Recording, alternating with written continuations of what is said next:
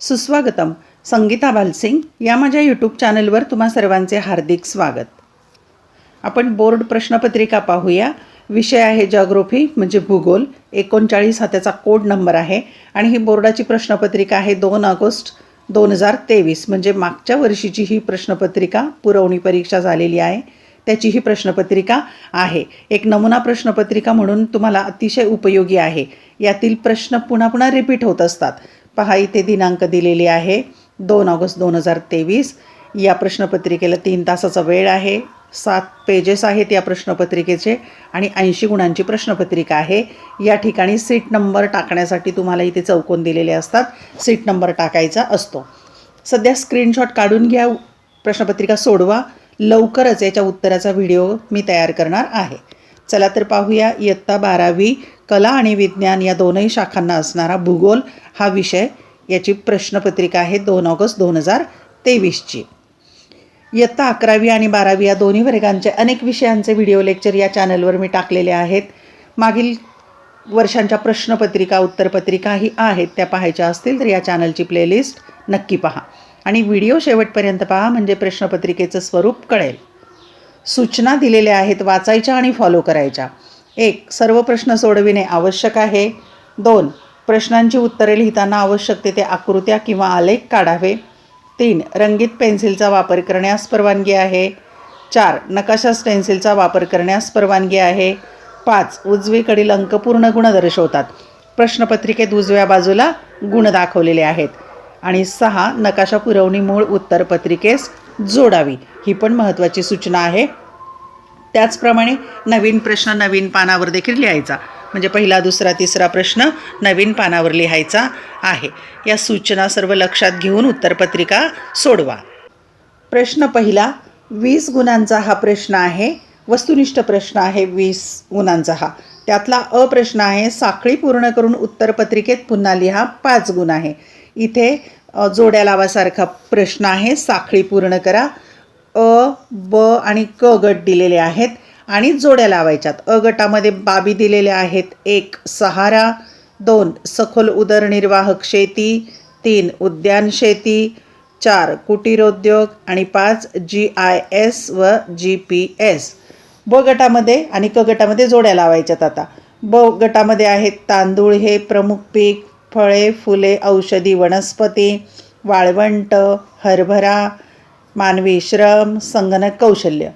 क गटामध्ये कमी लोकसंख्या, शेतीचा आकार लहान, विणकर, भूमध्यसागरीय प्रदेश, शेतीचा आकार मोठा, उपग्रहाद्वारे भूगोलाचा अभ्यास. साखळी पूर्ण करायची 5 गुणांच्यासाठी 5. ब प्रश्न आहे वस्तुनिष्ठ. बरोबर की चूक ते लिहा. 5 गुण आहेत. 5 विधानं चुकी बरोबर लिहायची. 1. भारतात प्राथमिक व्यवसायात काम करणाऱ्या लोकसंख्येचे प्रमाण सर्वाधिक आहे.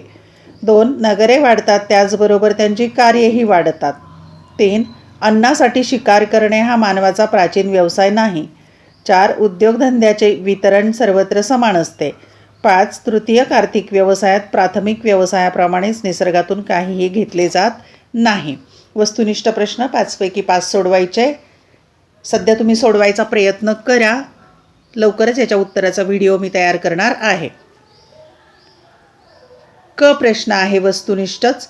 अचूक पर्याय किंवा घटक निवडा. विधाने पुन्हा लिहा. सूचना वाचा. विधाने पुन्हा लिहा म्हणजे जे उत्तर निवडले ते विधानामध्ये लिहायचं, त्याच्याखाली 2 रेषा मारायच्या. फक्त उत्तराचा पर्याय लिहायचा नाही. 5 गुणांच्यासाठी 5. 1. अंटार्क्टिकामध्ये कायमस्वरूपी लोकसंख्या आढळत नाही. त्याचं कारण इथं लिहायचं आहे. पर्याय अ. नापीक मृदा. ब. जलसिंचनाच्या सुविधांचा अभाव. क. अतिशीत हवामान व बर्फाच्छादित प्रदेश. ड. वाहतूक सुविधेचा अभाव. योग्य उत्तर निवडायचं आणि पूर्ण विधान लिहायचं.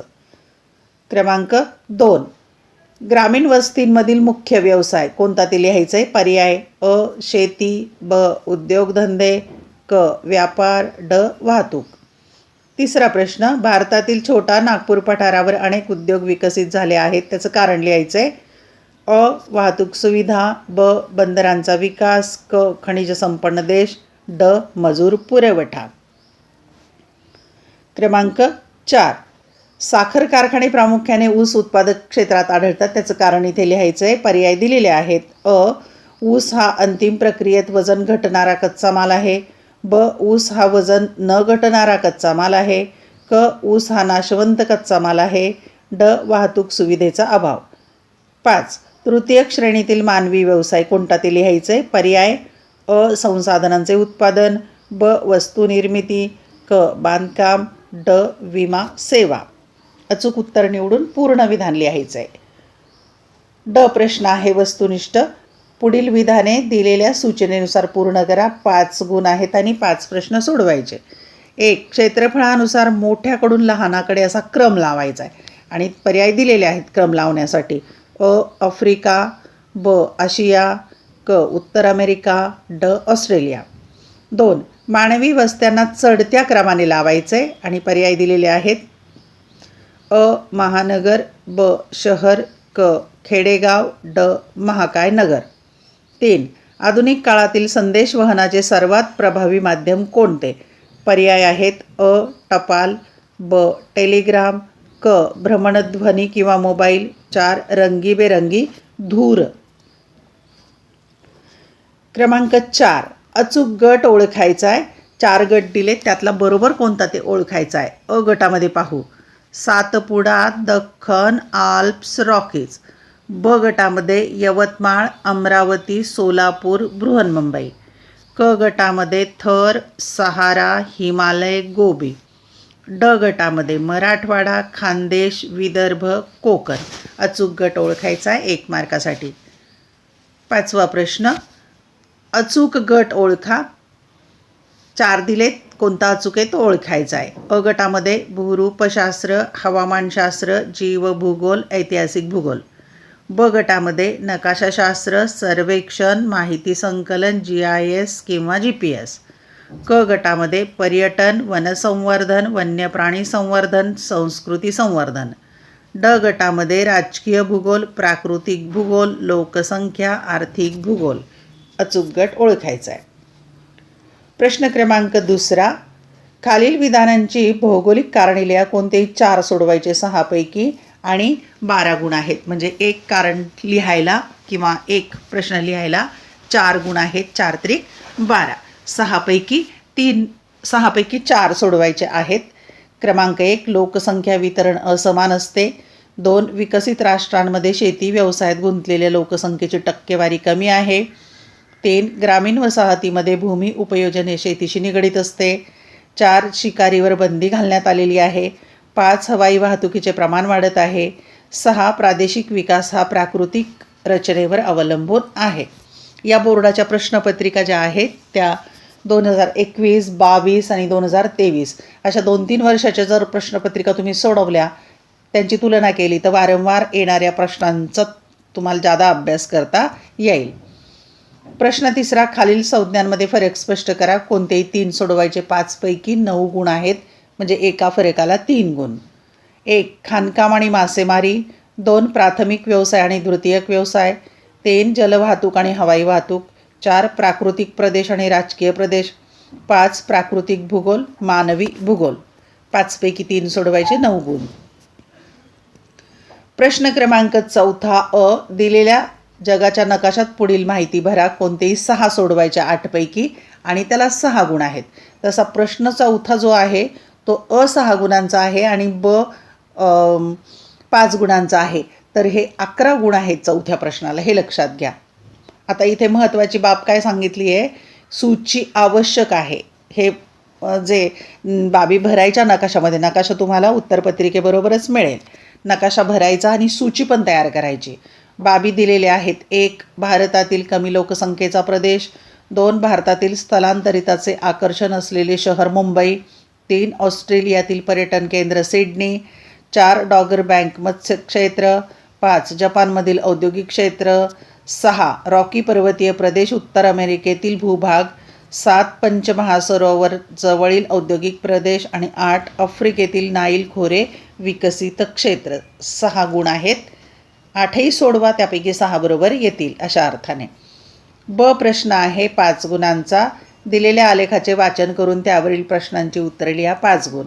आता हा जो नकाशा दिलेला आहे, स्तंभालेख दिलेला आहे, इथे अर्धाच आलेला आहे स्लाईडवर, कारण खूप मोठा होता, दिसला नसता, म्हणून इथे अर्धा घेतला आहे आणि पुढच्या पानावर अर्धा आलेला आहे. तो आपण पाहूया. ह्या पहा, स्तंभालेख दिला आहे आणि यावर काही प्रश्न विचारलेले आहे. स्क्रीनशॉट काढून घ्या म्हणजे समजेल. प्रश्न आहेत. पहिला, जपान देशाचा मानव विकास निर्देशांक किती आहे? 2, आलेखातील कोणत्या देशाचा निर्देशांक कमी आहे? 3, आलेखातील कोणत्या देशाचा निर्देशांक जास्त आहे? 4, सदरील आलेखाचा प्रकार कोणता आहे? 5, चीन देशाचा मानव विकास निर्देशांक किती आहे? 5 प्रश्नांची उत्तरे लिहायची. 5 गुण आहेत या आलेखावर. प्रश्न क्रमांक 5वा, खालीलपैकी संक्षिप्त टिपा लिहा. कोणत्याही 3 सोडवायच्या. 5 पैकी 12 गुण आहेत, म्हणजे एक टिप लिहायला 4 गुण. 1, लोकसंख्या वाढ व स्थलांतर. 2, नागरी वस्त्यांच्या समस्या. 3, शिकार व परिसंस्थेचा ऱ्हास. 4, संदेशवहनातील कृत्रिम उपग्रहांचे महत्त्व. 5, भूगोलाच्या शाखा. 5 पैकी 3 सोडवा, 12 गुण आहेत. प्रश्न क्रमांक 6वा प्रश्न जो आहे अ आणि ब आहे. 6वा प्रश्न एकूण 8 गुणांचा आहे. त्यातील अ प्रश्न आहे, खालील उतार्याचे वाचन करून प्रश्नांची उत्तरे लिहा 4 गुणांचा, आणि ब प्रश्न 4 गुणांचा. उतारा 1-2दा वाचायचा, प्रश्न वाचायचे, सहजपणे उत्तरे सापडतात. कोणत्याही देशाच्या विकासामध्ये खनिज संपत्तीचा वाटा मोलाचा असतो. खनिजे ही निसर्गनिर्मित साधनसंपदा असून तिचे भूगर्भाच्या भूकवचातील वितरण असमान झालेले आढळते. खाणकामाचे प्रदेश औद्योगिकदृष्ट्या आपोआपच समृद्ध होतात. भूकवचातील खडकात असेंद्रिय पदार्थ म्हणून खनिजे सामावलेली असतात. भारतात खनिज संपत्तीचे क्षेत्र मर्यादित आहे. येथे निरनिराळ्या प्रकारची खनिजे सापडतात. त्यातील काही खनिजे मौल्यवान आहेत. भारतात लोह, कोळसा, मँगॅनीज, बॉक्साईट यांचे उत्पादन बऱ्यापैकी होते. पश्चिम बंगाल, झारखंड, ओरिसा ही लोह व कोळशासाठी, तर आसाम, गुजरात खनिज तेलासाठी महत्त्वाची आहेत. भारतात स्वातंत्र्यप्राप्तीनंतर खनिज संशोधन व खनिजोत्पादनात बरीच प्रगती झालेली आहे. देशातील खनिज संपत्तीचे वितरण ही अतिशय विषम प्रमाणात झालेले आहे. कारखान्यातील यंत्रनिर्मितीसाठी काही खनिज धातूंचा उपयोग होतो. काही कारखान्यातील यंत्रशक्तीला चालना देण्यासाठी वापरली जातात. त्यांना ऊर्जा साधने म्हणतात. यामध्ये कोळसा, खनिज तेल, नैसर्गिक वायू, सौर ऊर्जा, पवन ऊर्जा, बायोगॅस, जलविद्युत शक्ती, अणुशक्ती या ऊर्जा संसाधनांचा समावेश होतो. या परिच्छेदावर 4 प्रश्न आहेत. पहिला प्रश्न, भारतात लोह खनिजोत्पादनाची प्रगती कधी झाली? 2, वरील उतारानुसार पुनर्निर्माणकारी ऊर्जा साधने कोणती आहेत? 3, आधुनिक युगात खनिजांचे महत्त्व काय? 4, खनिजे कोठे सापडतात? 4 गुणांच्यासाठी 4 प्रश्नांची उत्तरं लिहा.